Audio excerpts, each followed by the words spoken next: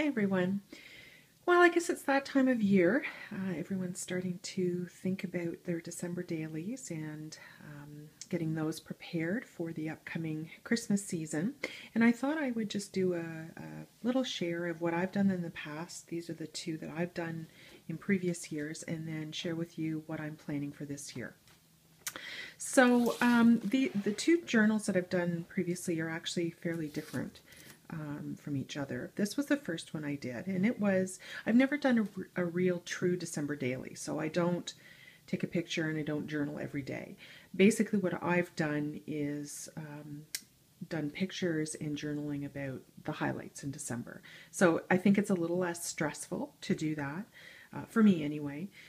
And I've also done things like record, my memories of when I was a kid and, presents I got and that kind of thing. So that's really what both of these journals are about. So the first year I did a snap binder.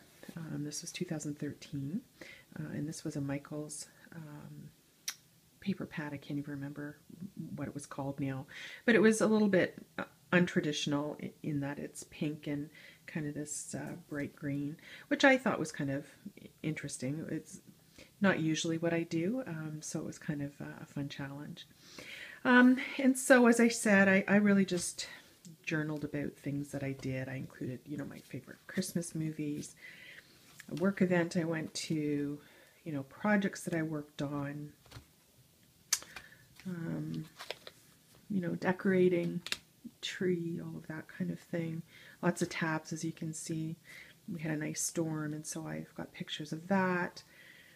The baking. So what I did was put this thickers here for each different section, and I don't have the okay to use people's photos, so I just put some sticky notes over them. But this was baking the Christmas cake, and of course there's Lucy involved in everything, just hoping that something will drop on the floor that she can eat.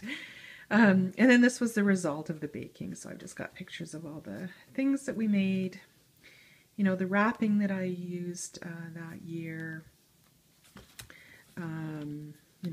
what the gifts were, what I bought, what I wanted, and so I have little tags in here for everybody what I got them. And then this was Christmas Eve, and of course the Baileys, and always watch the Grinch. So you can see what I did, and then Christmas Day and all of that kind of thing.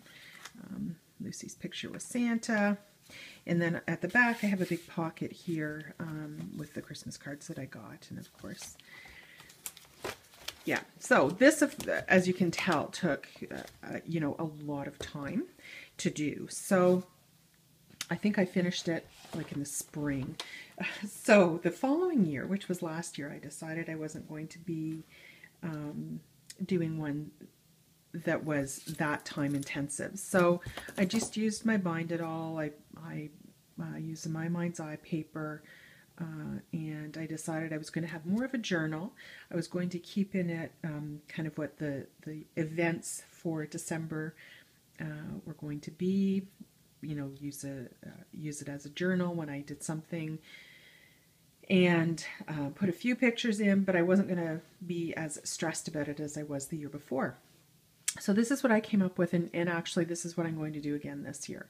I was able to keep the journal on time. I was finished this by January 1st, so I was pretty happy with the way that turned out. And I did more of a traditional journal here because I've got, a Christmas charm, and I've used my punch and a little bit of lace and so on.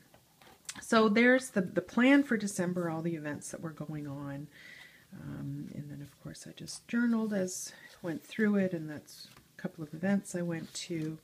This collection, or this paper, is the Remember December collection from Nectaria's Creations on Etsy. And it's a great collection to have a look at. And I've interspersed it with some of the My Mind's Eye paper. So I just added my gift list, shopping, stuff that I did. This was a project that I worked on. Just some journaling cards, my decorating for last year. So you can see it was just different. Those are all my receipts from Michael's. It was a tag that a friend had put on a gift for me. There's my Christmas memories things, card list, other projects I worked on. And I've just got a variety of things that I wanted, the menu plan, when my brother came home, what were we going to eat over the holidays. And then I got into the baking. So I put the recipe here, and then just the picture on the back. And then those are just pictures of Christmas Day and Boxing Day. And those were the cards that I got. So this is what I'm going to do again this year. Just because for me it's easier, it's not stressful. I'm really not into doing something on a daily basis and having that pressure. So this year I've decided that I'm going to use the new Tim Holtz collection. I don't even know what it's called, or if there is a name, but in any case, this is what I'm using. And it is, to me, a little bit retro. I don't know if you've seen it, so we'll just flip through a little bit. So what I decided I was going to do was do signatures sewn in. And I've got this book that I've already gutted, and you can see, well, I don't know if you can tell on the video, but in any case it's a pretty close match to the green that's in this paper. So I actually had wanted to use one of Tim Holtz's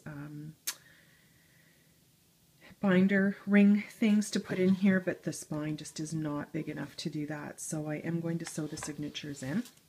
And then some of the things that I'm going to use along with it, of course, are the ephemera pack. They're very 60s, some of these things, and that's, you know, I was a kid in the 60s, so those are the things that I remember. I've also printed off a few, I've probably got a few more to go, just a few kind of vintage images. So like that's pretty vintage to me. That's, you know, a 1960s card, that kind of thing, and then a few of these things, and then I've got my calendar. I'm not sure which size I'm going to use, but one of those, and then I got some of the bells. Those were actually, I was going to say they're Tim Holtz, but they're not. Those are Michael's, so I thought they were perfect colors to go with it for a charm. And then I've got the Tim Holtz holiday flashcards, and I've just got a little bit of ribbon. I'm not sure actually if I'm going to use gold or silver, probably gold, but I thought that was kind of good, interesting, because it's got that tinsel look. Remember tinsel when I was a kid was a huge thing on the tree. And then I've got some of this plaid ribbon, and I've also got some of the Michael's craft tags. So that's going to be the look that I'm going to go with this year, and probably put a little bit of gold accent, snowflakes and that kind of thing. I've been experimenting with those. So that's what I'm looking at doing this year. I'm not a believer in getting overly stressed about this kind of thing. So my recommendation for anyone who hasn't done this before, just keep it simple, whatever works for you. If you are better with doing pictures and a little bit of journaling, like my first one, then that's what you should do. If you prefer, you know, journaling like I do and just adding a few pictures, then I would recommend doing that. I would not stress about doing something on a daily basis. I would do event-based books. Personally, that works for me. So I thought I'd just share this, just a little tip about how to do it, what I'm planning to do, what I've done in the past, and my experience.